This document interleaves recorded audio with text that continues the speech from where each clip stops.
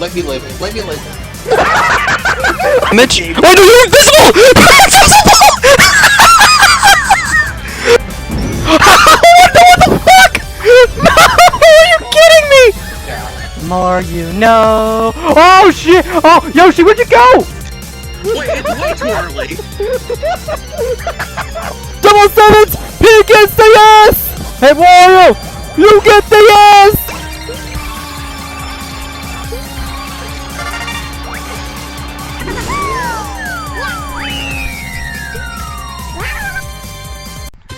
We have managed to reach a very nice milestone to celebrate for my YouTube channel, surpassing not only my midway goal of 2,500 subscribers, but with how fast I actually passed that amount, I'll actually have to make this video my 4,000 subscriber special. Maybe even 5,000 if I reach it at the time when I upload this video. If you haven't already, please give me a like and subscribe and comment down below which of these series I actually liked watching me play. I've streamed well over 440 different games, and I've uploaded well over 2,000 YouTube videos. I'll probably have increased the number of games I've played by the time I upload this video, and I might have played more games as well. However, I'm not going to add any new games since early August because when I was uploading and editing this video, I'd already made the list by the time I instantly got 2,500 subscribers. This video is split into two halves. This is the top 25 worst games I've ever streamed. Link in the description below actually will be the opposite video, the top 25 best games I've ever streamed. Fair warning that both videos are my own personal opinion. Please share why you actually like or dislike a game that I've put on either list. Please check out both videos and celebrate with me the top 25 worst games I have streamed. I should mention one thing though, is that the 3 dishonorable mentions are on this list. These 3 games in particular actually barely missed out on being a bad game for me, and in my opinion, actually had some redemption, and honestly didn't feel like I actually can't put on the list at all. Please check out the playlists of these games and comment on the games actually I've streamed. Some of these older series actually I've played are still some games actually I really wish I could have enjoyed more, but was not able to. Let's check out these 3 dishonorable mentions. The first one to mention is Resident Evil 4.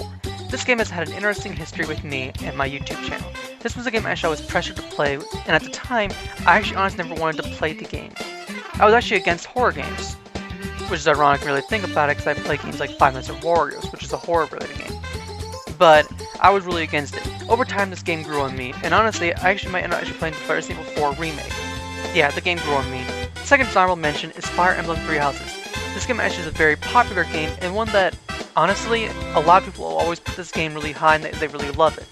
For me personally, the game actually was pretty fine. I liked the gameplay, but the story for me was really kind of what sort of ruined it for me. Personally, I would have loved it. I actually would have had a certain route in particular actually allowed the 3 main characters to work together, but unfortunately, it's an unpopular opinion, and not a lot of people want it, unless you're a fanfiction writer who actually writes it in, and honestly, a lot of those people do the stories much better. Exact same way actually with Fates. But some characters in particular, in my opinion, actually were improved from in the Three Hopes counterpart for Three Houses. And also, the Avatar character Byleth is honestly kind of bad as an Avatar character and kind of bland compared to actually how she is in Three Hopes and Engage in particular. Finally, we have Legend of Zelda Ocarina of Time. Now, this is honestly actually the best Legend of Zelda game actually I've currently played and currently streamed, but it's not my favorite Legend of Zelda game. I'm actually glad I was able to kind of beat Bongo Bongo and actually beat the game, but I would say this game actually was kind of just fine as is. Now, most of the games in particular all actually made it to at least either have a D or a C rank. Now, as a matter of fact, 16 of these games actually have a C rank, so a lot of these games actually could have easily been shuffled around. Same goes actually with the 9 D rank games. The top 3 for me, honestly in my opinion, deserve their spots for how bad they are. With all these honorable mentions out of the way, let's begin the top 25 worst games I have ever streamed.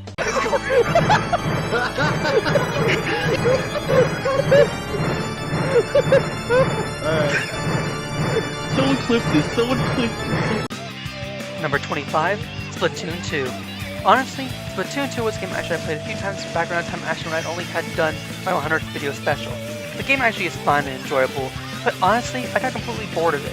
A lot of online multiplayer games I do play tend to give me some issues, and I'm either extremely unlucky and always get some really good players to go up against, because every time I see online multiplayer, these players are never friendly and I'll almost always complete buttholes. Splatoon 2 is no different. I've had issues with the first Splatoon game, and honestly all 3 Splatoon games do share a similar issue. It's hard to play locally with friends. These games succeeded as far more online focused games, and I'll give these games actually credit for one thing though. The story mode campaigns are honestly the best. If you're gonna play these games for anything, play it for the campaign and story mode, not for the multiplayer unless you want to use multiplayer. It's also why it's at the bottom of this list. Online multiplayer is my main dislike for this game, while the story mode is where I feel like this game is worth playing.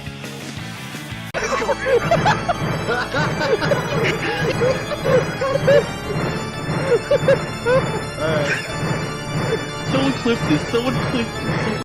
Number 24, Luigi's Mansion. I really like the Luigi's Mansion series. However, the first game for me was and still is the weakest game in all the games. The story is fine as is, but when you look at it compared to my best list, you'll see actually why I prefer that game over this one. At the same time, the gameplay of Luigi's Mansion 1, I do not care for. I like exploring the mansion, but you are extremely slow. Catching ghosts are awful in this game, the controls really suck. The boss ghosts are kind of the weakest in the series, save for bosses. Catching Boo is honestly the worst part of this entire game. King Boo doesn't feel like actually a final boss material. To make matters worse, his final boss fight is overshadowed with a Bowser suit. It doesn't really feel like King Boo, it just feels sad and like sort of lame. Professor Egad feels more like the villain, and a lot of these portrait ghosts I feel are victims to a greedy scientist who wants to study spirits.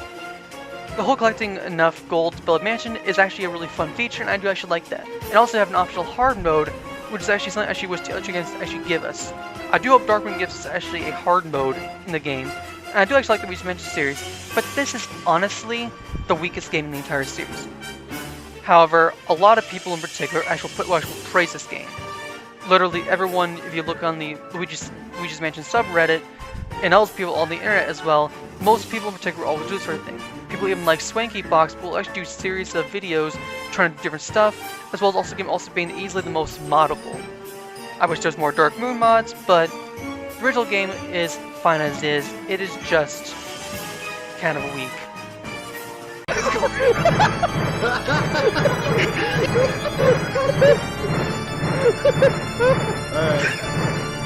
Someone clip this, someone clip this. Number 23, The Legend of Zelda: Tears of the Kingdom. This is the most recent 3D Zelda game, and this is one that's actually fairly popular in the Zelda community. I won this game in a giveaway, and I decided I actually to give this game a try. I actually soon had some major struggles, even as early as the very first stream. I got lost on the starting island of the game. That's a major skill issue if you have no idea where you're supposed to go. After getting off the starter island, the open world nature of this game shows the issues I actually have with this game. Some positives I will actually give this game though are the voice acting is pretty good, as well as also the ability to actually kind of create different stuff. Now for the negatives, the stamina meter. Out of all things I would bring back in this game, in particular from Skyward Sword and Breath of the Wild, they reduced the stamina meter a third time. 2. Weapon and shield durability. I do get having enemies drop an infinite number of weapons in particular. However, when you're trying to save some of your strong weapons against bosses though, it does suck when weapons actually rank against a very much weaker enemy. Or, as an added bonus, the enemy itself actually kills you and you repeatedly get stuck against a very strong enemy. Or enemy is really weak but has a really strong weapon and you're trying to get it and it repeatedly does it. Or, in worst case scenarios, you're battling an enemy type of thing and the weapon drops into the water and now you can't get it because now you're kind of stuck and you can't really swim in this game. Which is really weird though because you actually can swim in other Zelda games, but just not this one, or Breath of the Wild. Finally, the open world nature of this game. Here's the thing with this game. This game gives you the ability to kind of go wherever you want to go and you have basically any sort of decision at all. However, I don't actually kind of care for that. I like the open world nature of this game, yes. However, the main issues I have with this game though is that it's hard to know actually where you're supposed to go, and it's hard to have a direction. The lack of direction, in my opinion, and lack of sort of like hand-holding, I guess, thing, maybe? No, it's just direction. It doesn't tell you where you're supposed to go and what your right direction should be. In my opinion, I would have loved to actually, what I should have told me is like, hey, I recommend you go here first. There we go. I know the actual direction to go. Unfortunately, the game doesn't tell you at all and just says, here are 4 different areas to go to. Please go to them, directly. Does not tell you at all anything. Add also with the map being really bad, and trying to find like towers to actually open up the map, it's kind of tedious. But at least in my opinion, though, it's actually kind of got to take a break from this game, due to actually to a special week though, and unfortunately never went back to this game after this.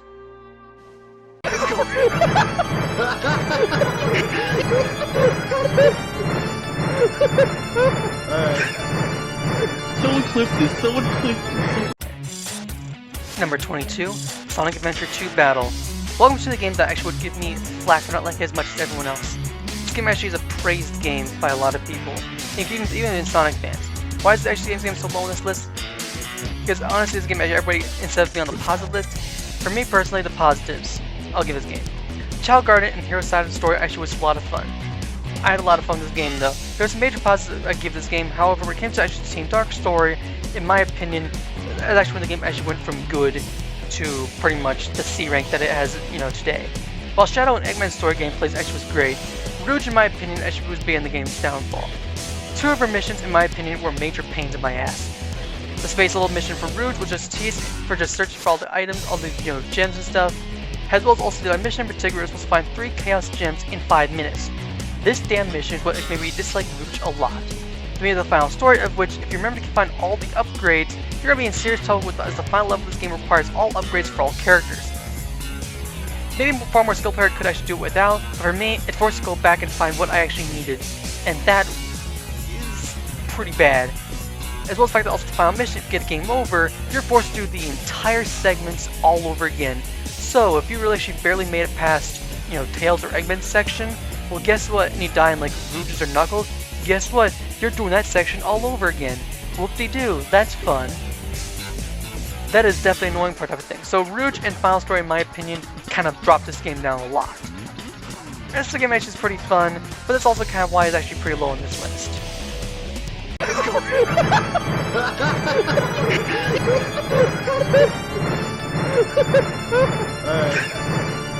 Someone clip this. Someone clip. Number 21, Final Fantasy Warriors: The Rebirth of Warriors. The Rebirth of Warriors is a fan game in the Final Fantasy Warriors series, created by G Former. And yes, this game actually was pretty fun for the early nights. This game actually has a Final Fantasy Warriors origin style gameplay. What made this game low on this list was honestly kind of how I felt this game was okay. It was one of the only good Final Fantasy Warriors fan games that actually I played last year. However, as soon as that power goes out for this game, and you reach nights 4 and 5, the game becomes a bit of a frustrating mess. We have to deal actually with 7 foes we must survive against. Rebirth of Warriors is a relatively short game. What made it an issue was that I got frustrated due to Night 4. Night 4 in Final Fantasy Warriors Origin style game consists of the game going completely dark, and you're forced to use a flashlight to look for the foes to survive. That's not always the case, but in the original game that was actually how it happened. With the possibility for an update for this game does have a chance to be improved upon. I do plan to give this game another chance, and honestly, that's actually why it's so low on this list. Right now, this is only one of 16 games that actually got a C rank on my personal tier list, and games that actually are C and B rank are mostly average. I only have 9 games that are D rank games, and those are games I really dislike. Games that actually have a C rank have a chance actually to have redemption and probably be played again. While games that are D rank, there is no chance I'm ever going to touch those games again. Ever.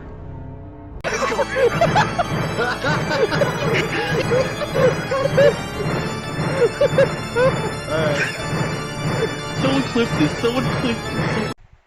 Number 20, Pokemon Leaf Green. Yes, a Generation 1 Pokemon game that was remade on Generation 3 is on this list. Truthfully, the games that feature Kanto mostly are by far the weakest Pokemon games in my honest opinion. I didn't play the originals when I streamed it, since both games are basically the exact same story, only with some few quality of life updates that actually improve the original game. Truthfully, the Johto games that fit with the Kanto region better than the actual Kanto region itself. The batch of the Kanto Pokemon available without the trade evolution capabilities, or the lack of actual good Pokemon until post-game, made it kind of weak. Kanto for me doesn't actually have a lot of amazing Pokemon.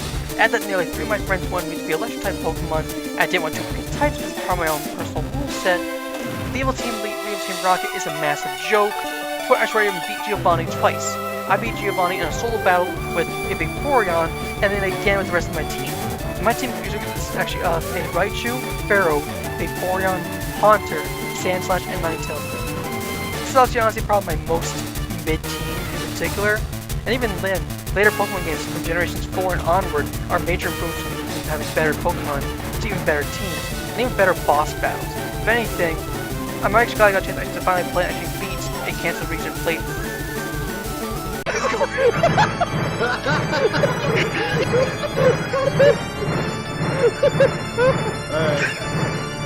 Someone clip this. Someone clip this. Number 19, Sonic Unleashed. I will admit, I really like the day stages. The day stages were fun, but as soon as it's nighttime or the Werehog theme stages, I've had issues with them. It wasn't major at first, as soon as I got to the 3rd continent, that's when the platforming for me sucked. I will give credit to Unleashed compared to Sonic Adventure 2. Getting a game over in this game is not the same as it is in Sonic Adventure 2. However, if you open up one of those doors and solve the puzzles, you get more lives to actually up your life counter for the entire run of the game. What makes levels in what made the levels in Chuna, aka Dragon Road, frustrating for me due to more or less lack of lives that I had, and also the platform of the game actually was a major difficulty. Even then, the final boss was a tricky one. Honestly, this game is just kind of higher than Sonic Adventure 2 because honestly, in my opinion, Warhawk stages were more annoying than the Rouge stages and even the final story segment. Plus, both games did get a C ranks on this tier list and easily could have been flip-flopped. As for this list, I dislike Sonic Unleashed more than Sonic Adventure 2.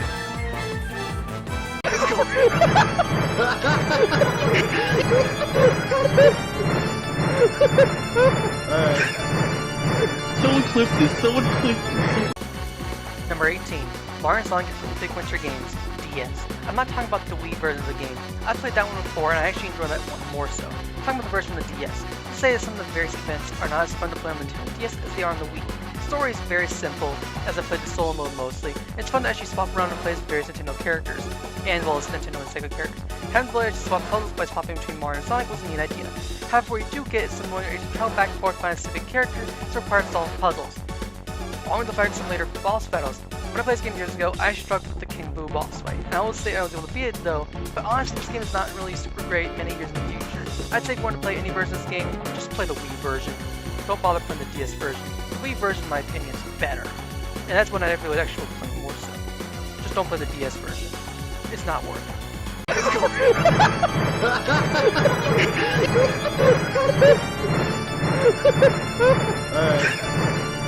Someone clip this, someone clip this. Number 17. Five Nights at Wario's The Brand New Timeline 1 and 2. Our first double feature for a fan game. Both fan games were created by user Luigi Aiden. I barely played the second one, while the first one I played a bit more. The third game has yet to be released when I was playing them. Now the best thing these games have to offer is selecting your character changes actually the game mode you play. Wario removes all stress with food, Peach makes Mario move slower, while Luigi gives off a slower stress rate and doesn't go down when you enter the bathroom. Mario gets an invisibility star that lasts for 20 seconds, and finally Luigi gets Dark Knights from Knights 4 and onward and eliminates one of the characters and gives limited visibility. Now you're allowed to pick whoever you want, and that's actually kind of fun. However, the kind of issue with that game is that there's an overlook. First off, the music box winds down way too fast, at least on later nights. The game has origins theme of the gameplay with Fighter Fantasy Warriors 2 with the music box.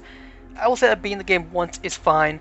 You don't think I should get all the unique endings for each of the characters, sadly. So once you pick the character, you survive 5 nights, and that's it. I only got to night 3 before I actually switch into the sequel. The sequel is a clusterfuck of a mess. You have 2 window power bars, 2 air quality bars, and apparently there's a camera spot that you need to keep track of, or else the power goes out and you're totally screwed. For some fucking reason, I couldn't even beat the first night. Oh no, never mind. I actually beat the first night. I only managed to beat. I've actually struggled on the third night in particular because the game was a bit of a mess. Luigi Aiden, if you can, while you're making your third brand new timeline game again, please fix the first 2 games. For brand new timeline 1, give us a unique outro for each character, and maybe fix Waluigi, and slow down the music box draining. Oh, and fix the stress meter a bit. It goes way too fast for all 5 characters. As for brand new timeline 2, the confusing nature of having 2 separate bars for everything, and there being way too much there, it's confusing. I think if you had a power meter and an air quality meter, that would work far better than you have it right now. Both games I didn't make it past night 3. I actually want to beat these games, and maybe some quality of life updates and fixes would be a great way to help, make third game, all the more worthwhile for me to play. And yes, if I do give these games another chance, I'll definitely do so if there ever is an update for them. If not, who knows? Could I go back to these games again? Maybe. All C rank games in particular actually give me a reason to go back to them. Anything that's D rank is completely, heck no. Someone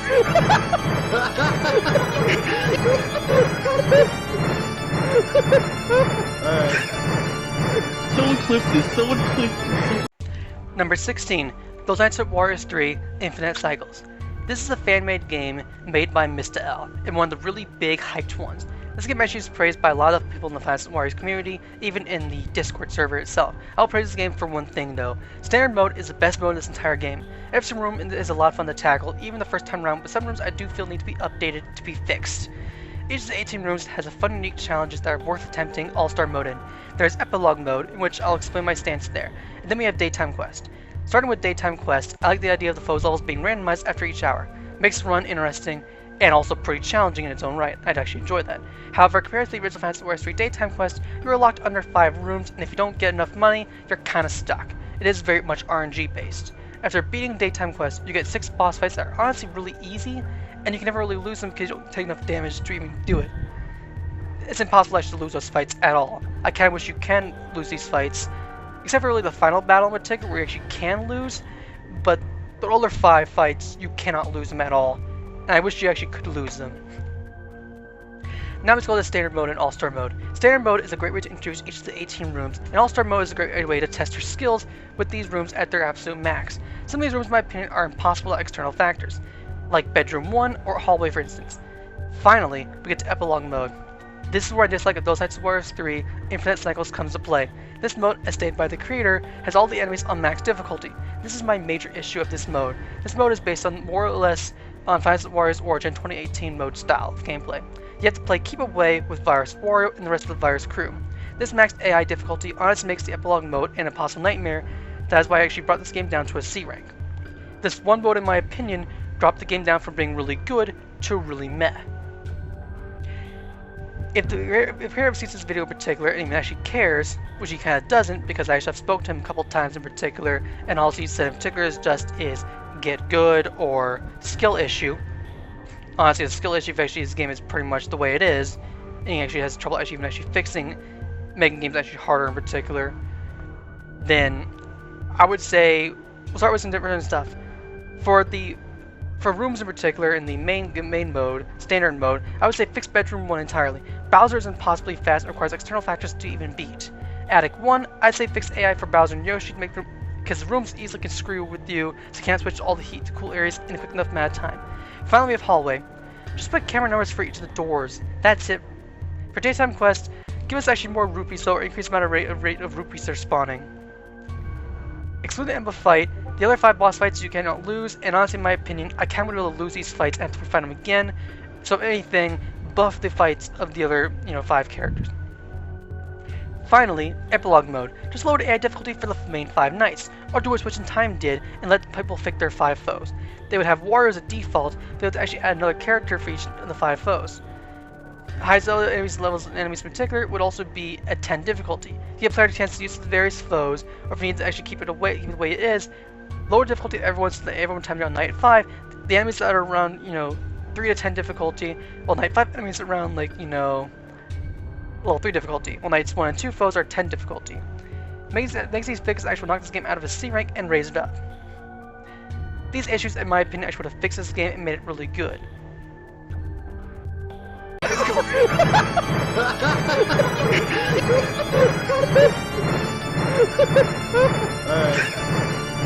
Someone clip this. Number 15, Fire Emblem Awakening. Fire Emblem Awakening is actually the only Fire Emblem game on this list, and there's a reason why this game actually is on this list in the first place. Lunatic Classic Mode. This difficulty setting was an impossible stress fest that actually made me really hate the game. It also made me hate many characters due to this difficulty. I was already not really fond of Chrom, due to actually half results in Fire Emblem Heroes being pains in my ass. In Lucina, I feel due to some translation errors, makes her look older than her actual age, if you look at North American translations. She can actually be speculated to be 12 years old. However, she's actually supposed to be 16 or 17 years old. Translation errors aside, that's all, North American translations, issues. But characters like Donald, Rickon, Maribel, and some other Awakening characters I actually started despising. For the latter two, it's actually because of Chapter 5 being a pain in my ass, and it's actually the only chapter in particular kind of forcing me to drop $6 for DLC just to beat the chapter. What kind of difficulty forces microtransactions just to beat a chapter that's not that hard, but bugged to how the AI is overinflated? When I went back to the game a second time, I played on the difficulty I wanted to play on, normal casual. And honestly, the story is bad. People hate Fates on having a bad story, but Awakening, in my opinion, has a far worse story than Fates. The villains are not that bad on the best. I do not care about the good majority of Awakening's cast of playable characters. As a matter of fact, I kind of forgot about most of the characters' names, save for this whole video I was talking about them. And I actually forget that even they exist. Only a select few matter to me.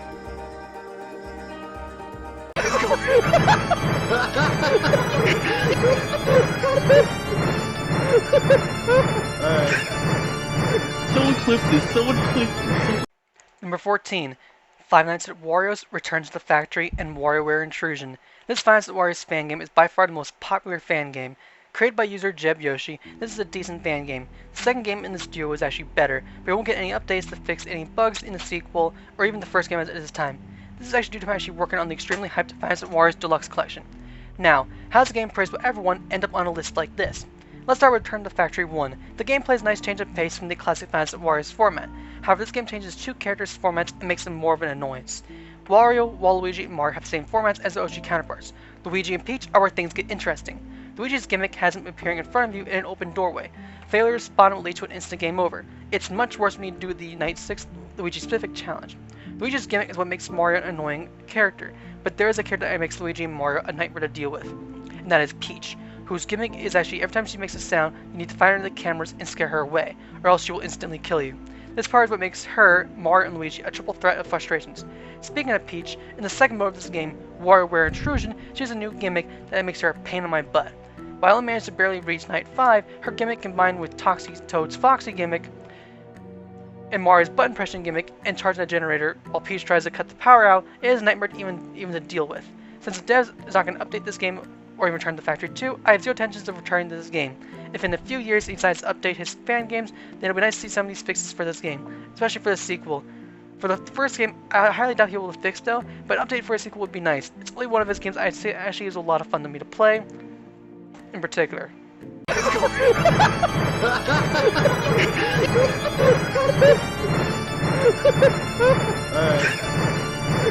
clip this, someone clip this. Number 13, Five Nights at Wario's The Twisted Factory Memories. The third game in the Twisted Factory series, made by creator Nutel Games. The developer himself told me that he has updated memories, so there's a chance for me to go ahead and check it out, and he'll hopefully give it a second chance. Of the 6 memories, I only attempted the first 5 of them. I never got a chance to actually do Memory 6, because Memories 5 was a major struggle for me. Memory 3 was a glitchy mess that had to be skipped, and Memories 1, 2, and 4 were a lot of fun. I hope he fixes Memories 3 and 5, as well as actually making fixes and stuff from the first 2 games, would also be nice. Honestly, the first Twisted Factory games got B ranks, and only, I would say, the other ones, I mean, they got knocked down by at least one thing. For Twisted Factory, it was actually House Mode. Twisted Factory 2, Normal Nights were easily a big dislike. For this game, this is probably the only fan game of Nutel Games I'll probably go back to, or even the first 2 games as well, so I can get their ultimate challenges of those games. Honestly, in my opinion, the Twisted Factory games are probably Nutel Games' best games that he's ever created. Unfortunately, his games go downhill from here on out.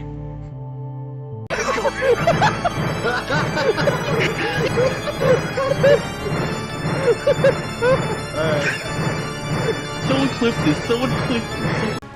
Number 12, Pokemon Unite. Pokemon Unite is a League of Legends style game that I played once with friends and had fun playing with casually, but the second we went against actual opponents online, we lost our enjoyment, to the frustration of a friend of mine who wanted to play with us but couldn't due to some circumstance. As for the rest of us, the style of gameplay was basically League of Legends, but with Pokemon. To be honest, it's been a few years since the last even mentioned and looked at this game. Literally everyone who actually played this game with me actually installed it as soon as the game stream was done. We all installed the game almost simultaneously. None of us truly enjoyed it, and it doesn't really have a D rank in particular because the game actually is pretty much meh. And honestly, just like this game was kind of not really easily possible though, because I didn't actually hate the game. I enjoyed the gameplay a little bit. It was just a meh game. It just deserves C rank in particular. It's also pretty hot on this list though, because honestly, a lot of these games in particular, from above this game in particular, or at least from 13 and higher, have a chance to be redeemed and go back and be played again. While the rest of these games from down below, honestly, I have no intention of going back to. If you like League of Legends style gameplay or even competitive Pokemon, this game will be your cup of tea. It's not for me.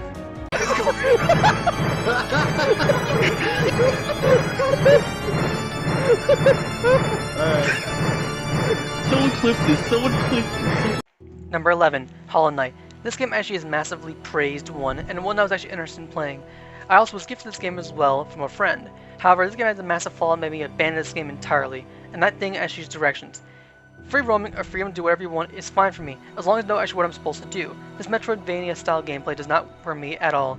One of the things actually this game is known for is actually its free roam style, but it's also fairly linear. The problem is that you have no idea where you're supposed to go unless you use a certain badge, and even then, there aren't many directions on where you're supposed to go. A guide like this actually would have helped me continue actually playing this game, but just like Tears of the Kingdom, which also had the exact same flaw as this game, I never found myself actually really going to play this game anyway.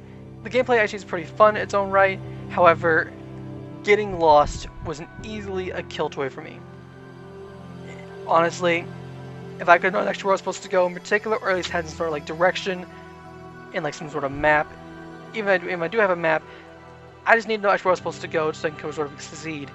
But because there was nothing like that, and you have to almost like find something to go for the map, and going back and forth, going in circles, it was not fun at all.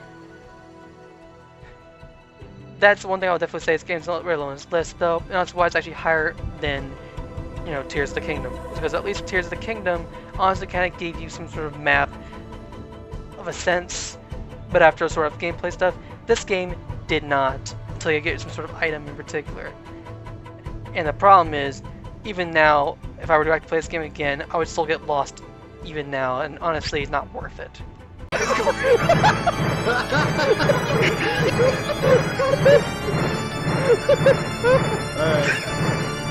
Someone clip this. Someone clip this. Number 10, Five Nights at Wario's The Clock. Another Five Nights at Wario's fan game made by Newtel Games. This is honestly the last game I actually got a C rank on my own personal tier list, and also the last game on this list actually has a C rank title.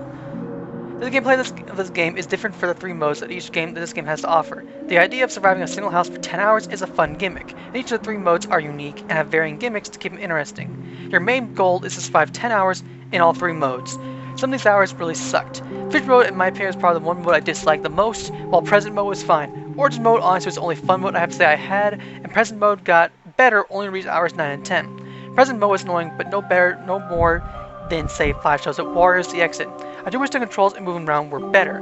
Arrow or WASD keys for moving around the house would have helped. Some of the frustrating hours were so frustrating that even on normal, I actually had external assistance to actually help me beat them. Something good that this game has to offer is easily knocked down by the bad.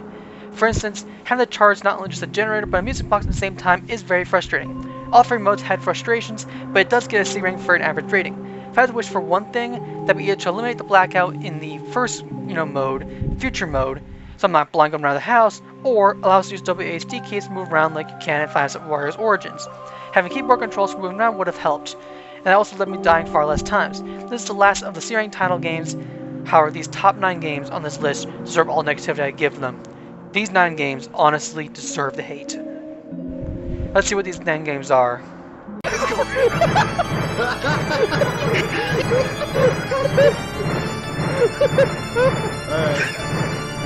Someone clip this. Someone clip this. Number 9, Super Smash Bros. Ultimate.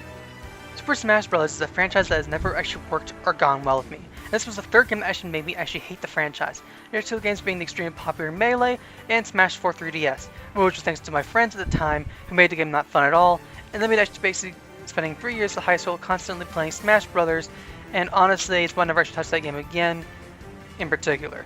Going back to Ultimate, my history of this series is by far the most this game has ever had a negative history with. Starting off with this introduction, I was actually dreading the game's release, and more I was actually told or attempted to be pushed by the time the friends get the game, I was not falling into that hole. I was literally just like hesitation the entire time. However, it was due to a single DLC character by the name of Piranha Plant that actually meant actually breaking down and actually getting the game.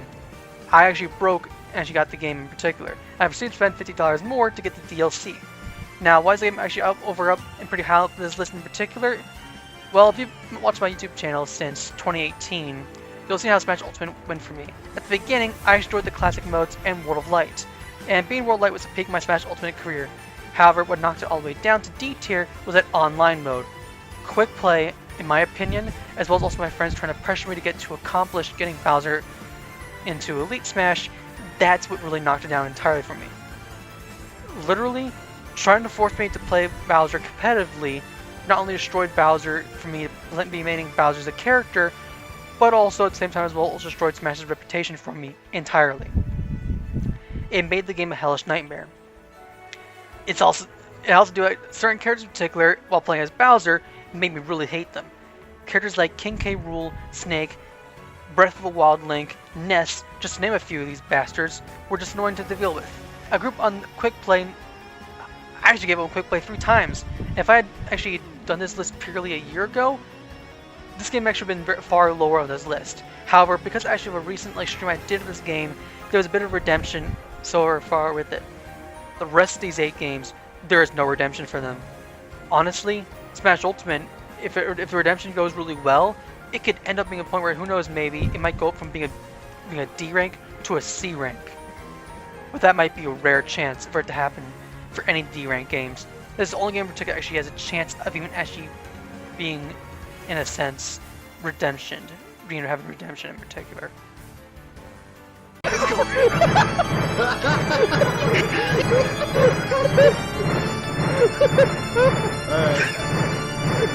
clip this. Someone clip this. Number 8, Town of Salem. This actually was a game I played exclusively in October of 2020, around the same time I did the hyped Fantasy Wars quintuplet series. This game's format is like Among Us, only very different. You have 15 characters, which at the time of when I played it, Among Us can only put up to 10 characters players max. These 15 players are randomly picked across the world. You have to spin a wheel that decides who you are. In a way, this game is more of a Mafia or Werewolf style game. While those games are quick and fun, and you continue playing, this game's biggest flaw is boredom. When you're playing this game and have friends with you, you want to try and play to the end and hope you win. However, if you get unlucky and die immediately or get screwed over because the randoms on the internet are total dicks and target you, then you have to sit there and waiting for the game to end, and due to the amount of games this game has to offer, you're better off doing nothing and having a sleep cam while having the cat run on the keyboard at random without how boring this game truly is. I wish I could say more, but this game honestly was boring as hell. At least the games I mentioned previously had enjoyable moments involved with them. And trust me, if you time how long the game actually takes in Town of Salem, you can spend 20 minutes in an entire game and then find out you actually lost when you literally, if you're with friends, or you can just play the game alone, and if you don't win, it gets to the end by any time, you just leave, and it feels like you're wasting time in particular. You literally have no reason to play the game at all, because it is just a massive bore fest. Town of Salem is boring. That's all I'm going to say.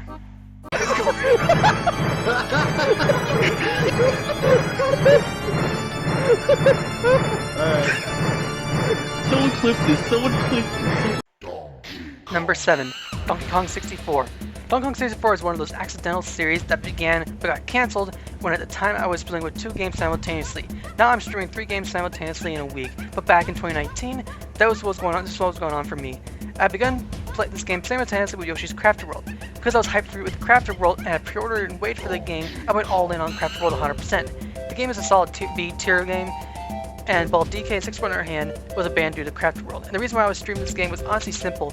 Some people I knew pushed me into playing this game due to a single character on Smash Ultimate. I mentioned above is a character I despised going up against, King K. Rool.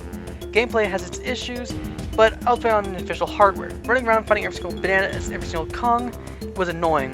Finding all the golden bananas for each Kong in each level, the first and third stage bosses were very frustrating to defeat. I only got past the 3rd stage though in particular. The fact that the game wants you to collect all, at minimum, 100 golden bananas, 200 for 100%, and have the switch characters could be teased. With 8 stages to go through, and that each of the 5 Kongs have at least 5 golden bananas per stage, you were locked to specific characters for specific bosses and missions, you will easily have a fun time.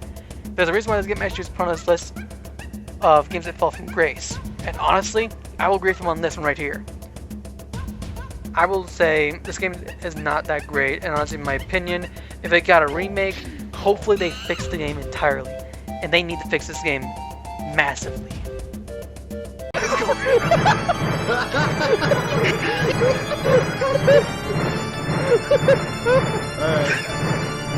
Someone clip this. Someone clip this. Number 6, Mario Super Sluggers. The main mode is actually kind of fun to play with in particular, and it's just fun to play with friends, but when I played it, I only played the campaign mode. The campaign mode sucks. It's a nightmare to do with the force and motion controls, along with hitting the ball in the right section of the field. I failed so many times just hitting the ball in the wrong area, and failing only to restart repeatedly, and that the game does not have an autosave, which I wish they would have done at the time. And I'd say that banning this game was worth it. This game was honestly only fun to play with other people casually with friends. But everything else, with how annoying it was to attempting some missions, when I rage quit and closed the game, I actually forgot I never saved.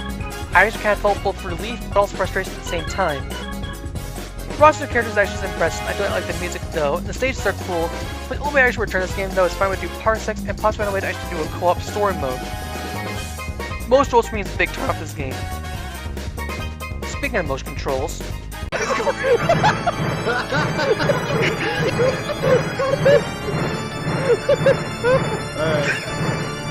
Someone clip this. Someone clip this. Number 5, Punch-Out Wii. This game was something that the same people from DK64 wanted me to purchase when I honestly had no idea much of this game. I attempted to emulate it, and all my initial attempts ended in them getting upset at me. Let's be fair, I didn't know that I could set a controller to work as a Wii remote until this year, thanks to a recent friend. However, this game was on the difficult side. I died and failed so many times that I actually got the safety helmet, and the second I used it, I got completely harassed by those same people. That, along with the lag that I dealt with while emulating the game, that I didn't also have Ethernet at the time, or a really faster computer, and then I'd spam save state just to actually repeatedly not getting screwed over by the opponent's AI. I did not have a good time with this game. Fighting games of any style or aspect do not work well with me at all. This game does not make me like or dislike Little Mac. The gameplay itself is something I dislike. I would say this game does deserve a remake, but I can't see why this game never got remade or released on a future console game. This is definitely an older game. If I did get a remake or re-release on a future console, like the Switch or the next console, I'm not going to touch it. There are 4 more games that are much worse than this game.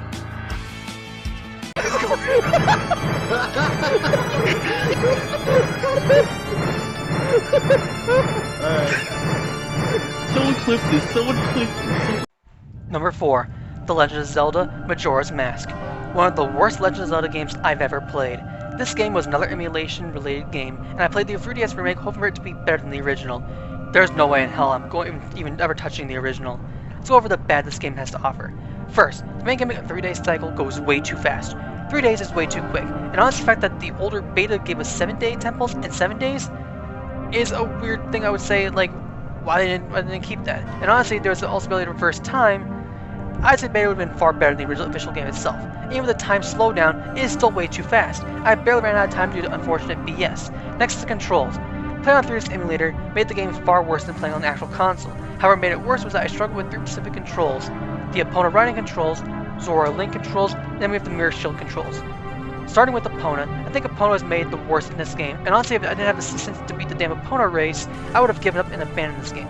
The Zora race with the beaver sucked even more, and it wasn't required. It was not required though, but I got a bottom of the process, so I'll definitely take that. Let's forget the Mirror Shield basically. The Mirror Shield in my opinion was very difficult, but also kind of due to the fact that my controls were a bit wonky when I was trying to do it. In any other issue in particular, if there's no 3 days time limit, I never would have had any issues with them. Because of the time limit, I was more stressed out because I want to try to save time and beat the stuff. Temples I've had to, I should be honest, were fine. Third temple, the Great Bay Temple, sucked major ass. People hate the Water Temple, and honestly I hate the Great Bay Temple more than the Water Temple. What makes these temples go below all of Ocarina of Time's shields, temples in particular, is the time gimmick. Let's just say you complete everything in the temple, but get right to the time where the timer starts going off in particular. You reset time as you want to save time, so you don't have to worry about it. Then go right to the boss door thing, you have the key. Only realize that you have to not only re-enter the temple again, but also find the same key in particular wherever it's located. And you have to go searching all through the temple again. That is really annoying. So all the progress you get, all the everything you ever collected is completely gone, and you have to go through all it over again. If there was area you could store items in particular as well, that'd have been nice, but there isn't. The boss battles are definitely fun though, but I've had to organize bosses from best to worst: Ancient Tiki Man, Robo Goat, Majora, Twin Sand Snake, and Big Fish in my order from best to worst. I know they have names, and I don't care what they're called, but you know, people know actually what I'm talking about when I'm talking about this game anyway. As for saving, you have the old owl statues. That, in my opinion, was really, really a weird option and pretty bad. And personally, I kind of wish they never didn't do that sort of thing.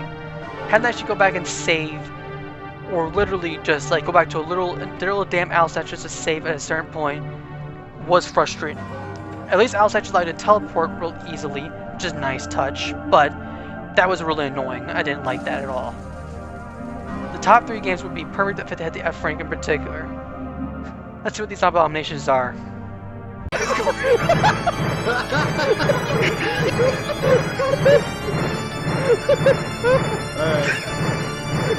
clip this. Someone clip this. Number 3, Final Fantasy Warriors: Rise of the Corrupted. By far the worst Final Fantasy Warriors fan game I've ever played. And this one was made not only in Scratch, but also made by the same creator who made the Twisted Factory trilogy and The Clock. I hated playing this game, and I've gone into arguments with some people on the Fantasy Warriors Discord server who actually defend this game. The creator himself, and even MLS Fantasy Warriors, who is the creator of Fantasy Warriors McDonald's series, which I will definitely play eventually, has recognized my negativity of the game. My issues with this game span on my love of the Fantasy Warriors series, and how much better it could have been. Going over the 3 modes in particular this have to offer, you have 3 different ones to deal with. First off, you need to swap the games after you play the first 2, so you can go to the 3rd mode, and you're required to beat the first 2 to even unlock or attempt it. 3 modes of the span game are as followed: Warped Universe, Time Universe, and Chaos Universe. Let's go over these 3 modes to see why I actually despise this particular fan game. Warped Universe is the first mode, and the one we start with by default. This is honestly the one mode that if the developer were to go do one single change, I'd look at this mode in a better light, or even a sequel.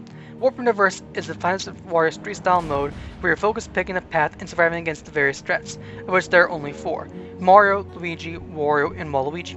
The various room gimmicks are interesting, but main issue is actually the way the difficulty is set. You must manually set the AIs of your foes automatically, meaning that by the time you reach the 3rd night of any room, one enemy will be at max 20, and in night 4 you'll have 2 enemies at max level.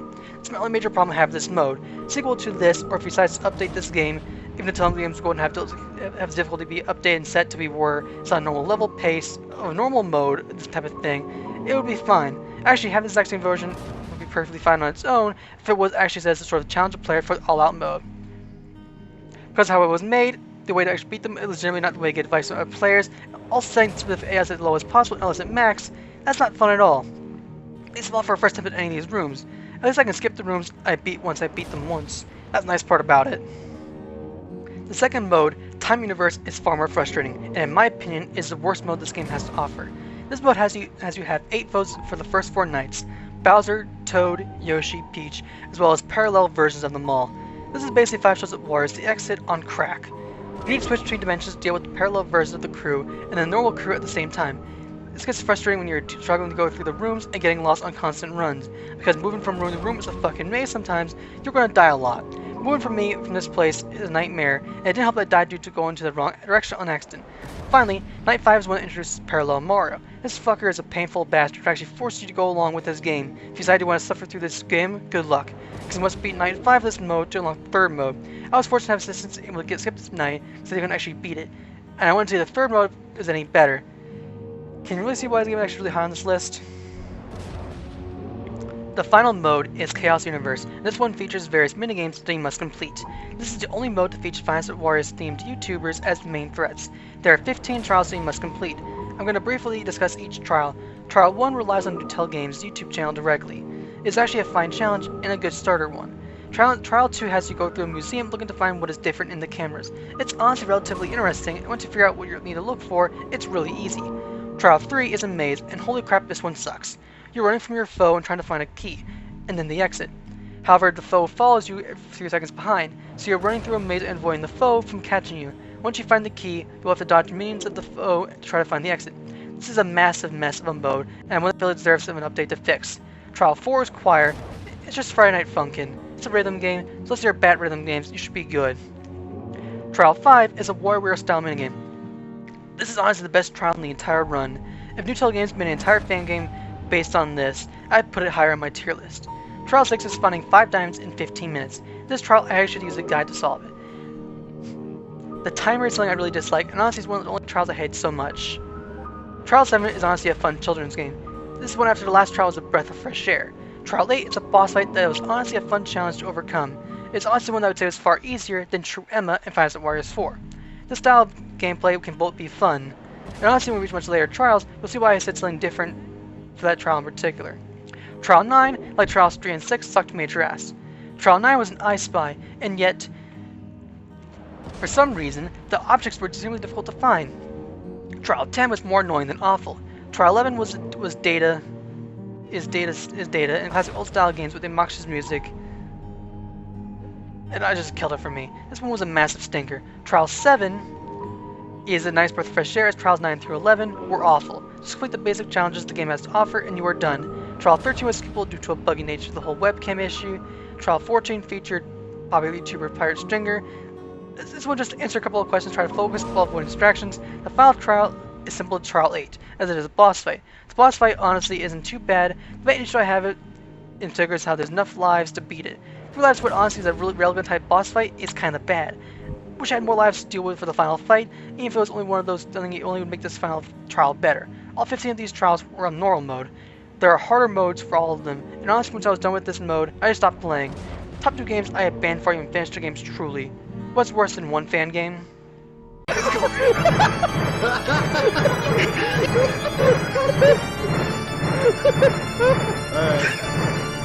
Someone clip this. Someone clip this. Number 2, Mario the Music Box Remastered and Mario the Music Box Arc. Mario Music Box and its sequel, Mario Music Box Arc, is an RPG Maker designed fan game that was overly hyped to play last year. This game I never finished, and both of these fan games I had issues with. Let's start with the Music Box Remastered, a remake of the original game. Now, I was actually extremely hyped to play this game at the time. This is one that I had planned to play from the get-go, so far the best part of this entire game. This is a game that actually, despite me actually hating, I actually recommend others to play it and experience it. Explaining the story of both games will be confusing, so I'll explain why this game got a D rank. First off, gameplay is honestly not the best or easiest to get used to. Despite it being WASD for movement, I died constantly due to random BS that I had no control over. The various chase segments which this game has to offer were annoying. Saving anywhere was nice, but the fact that I had honestly struggled with various chases that occurred throughout the game didn't make it fun. And that there actually was a boss battle, some actually devs changed from how it was at first to being good to the shit show it ended up being. I had no choice but to abandon this game. Music Box Arc had multiple endings, and the fact that half of them were locked under this one made it not worth continuing. The boss battle in question is a 2-minute time limit boss fight where you must evade wedding dress Mario and 5 black scissor-like beings. What you gotta do is shatter the 6 orbs around the room. This boss fight is impossible to beat. Time limit is extremely short, which I hate. Add that it's a time puzzle. You have to do this 6 times in a row to succeed with this fight. Add that you are avoiding 6 foes to win this fight. You can honestly see why I gave this game such a bad rating. Now, how's the sequel fare? Well, I never completed it. Music Box Arc gave me far worse controls, arrow keys for movement, and having better controls for the first game, how do you mess that up? There are many endings in Arc, and all are based on the sane or insane route. I will admit that the boss battles are actually better in this game, compared to the first. The problem I had was the controls. The controls killed the game for me. If it was WASD controls or controller capability, I would have done it more so. To be honest, I didn't know about the actual possibility of a sort of an emulator ability to actually set controllers via with the keyboard itself, and this is actually after the fact. And who knows, could Music Box Arc be replayed again? Maybe, who knows, I don't know. No idea myself for sure. Probably not, because I don't then like either way. Either way, the game itself goes heavily on the focus between you choosing your path, either staying sane or going insane. Unfortunately, because I never beat all the routes, I can't say what I know about it. You can watch my play to see why I dislike the game in particular, but there's honestly more Tyler is so bad that it was removed from my entire channel entirely. The game would have deserved actually an F rank had not been one good thing about it. If I had to place and give this game the game's a terrible rating, Remaster had better controls while Arc had better boss fights. Both our games are terrible. I know Arc's getting an updated version, and yet I don't really tend to return to this game at all.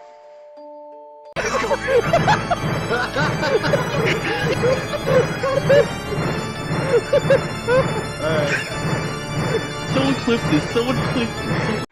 Number 1, Pokemon Clover. If you have been with my channel for the past 6 years, you will know that one game stands above the rest as the worst game I've ever played. I made a 1-hour video rant on it. You can watch it as I have linked it in this video below. I'll share with you the reason why this game is an awful abomination. When I found out that the group that had made this game made another one, I was furious. This game made me suffer. I was miserable, and it was an awful experience for me. I even ranted on the finale stream where I completely snapped at my friend at the time for saying that I was fucking done with this shit show of a game. I got massive backlash from my attack on 4chan directly for this final video, and had I kept it up, I might have been extremely popular being the Pokemon Clover hater. That final stream in particular, before I deleted the entire series, had like 18 to 21 dislikes, over 3 likes, and had 151 views. Now, had I kept it up, it might have gone to the point where it might have had been my most disliked video on the platform. It might have had actually maybe like a couple thousand dislikes. Now that would have been unfortunate and pretty bad for me. Probably reason why I deleted it in the first place. I made a video actually discussing my reasons why I should hate this game. That video, the second one actually I'm showing off. I will give only one positive about this game that actually knocks it out of an F tier entirely: the music. It's the only good thing about this game in particular. If the game didn't have good music, I would have removed this game entirely from my channel, and it would have been my first game to have an F rank. And this game always going to be my #1 pick for the worst game ever streamed. I mean, really, how's you top the entire series wiped from the channel existence? This game is a sour spot for my channel, and anytime we ever mention a bad game, this one's always mentioned. So, what happened to this game actually made me get all the streams what moved, get a 1-hour review on this game, or even a rant about it. Let me share with you the various reasons why this game is a total abomination. Let's start with the story. This is the smallest bad in this entire game.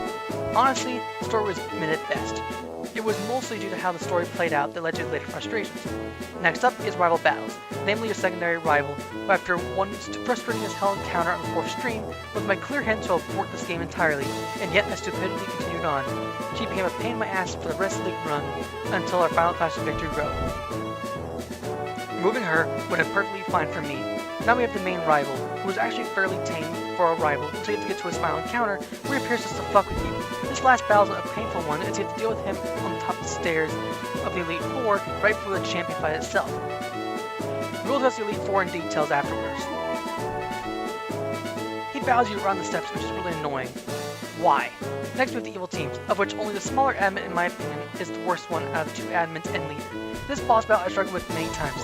Let's not forget Ponchito, a random Mexican-themed boss, 6 Pokemon that are exact same mon. If you hate Mr. Mirror Beast fight in Coliseum with a 1/6 Magikarp trainer, then understand that those battles are actually fun in comparison. That one was a mess. Let's go over gym battles. Gym leaders are supposed to be fair challenges that give you a reasonable number of Pokemon to beat. But in Clover's case, you have to deal actually with the Pokemon based type of thing. First off, by the time you're facing against the 4th gym leader, you have a full team of 6 Pokemon to deal with. And also by the time you're facing against the 4th gym leader, those 6 Pokemon, one will always be a Pokemon of another type that's actually strong against their Pokemon team. Help cast or nullify weaknesses. That is definitely annoying. In the case of the fire type gym leader in particular, it is annoying. However, in my personal opinion, what I can figure as much, if Clover devs were to be a sort of thing with something like this, they would probably have a full team of 12 Pokemon on, last gym leader's team. Fortunately enough, they didn't do that, which is actually kind of the only good news they didn't have. But the grass type gym leader had a random fire type, Psychic type gym leader had a random fairy type, fire had a random water type, and ground had a random steel type. Even the Elite Four and the champions actually had, or mostly the Elite Four in particular, had the exact same kind of treatment, and then a full team of the one type. This part in general is something I actually hate generally. I hate having Pokemon not have your own type as part of the gym leader. Fred Gym Leader does this actually exact same thing, as well as also the fact that even Sabrina and Emblem. Sabrina in the case in particular has an excuse because there weren't enough Psychic types in Gen 1. In Gen 3, and though Gen 3 actually fixes that sort of thing, you can't really get Gen 1 Psychic type Pokemon in the original ones. And as for Blaine in the anime, it makes no sense either way, and honestly, it's a weird sort of thing. As for the Strides and Gym Leaders, honestly, those characters in particular do it the best. For the Strides and Gym Leaders, they're really easy in first place and anything, and plus also, they're the first Gym Leaders, so they deserve to actually have at least Pokemon that are early game. Otherwise, it seems to be much more harder. Finally, let's go for the Professor. Professor Stump in particular, in my opinion, his random boss fight is out of fucking nowhere, and a massive fuck you right before you go into Victory Road. The Elite Four is just as painful as the gym leaders, and then we have the champion. Why the ever living fuck does the champion have a level 99 Pokemon, yet if I try to level up Pokemon to level 99 Pokemon, or even level 101, my Pokemon decides to ignore everything I ask of it. What the fuck is wrong with this game? Even after all of that, I honestly without a shadow of a doubt, Pokemon Clover is the worst game I've ever streamed on my channel. Thank you for watching this video. If you want to watch something more positive, check out the positive version of this list, where it has the 25 favorite games I've ever streamed. Thank you so much for watching this video. Hit the like button, subscribe for more, and please join the Discord server to discuss video games and other stuff with me. Hope you enjoyed this video, and please check out the playlists of the games I've mentioned linked in the description below. Many of these games deserve recognition for how great they are, or even how bad they are in particular. Thank you again for watching this video, and I'll see you guys for the next series that I play. Stay golden.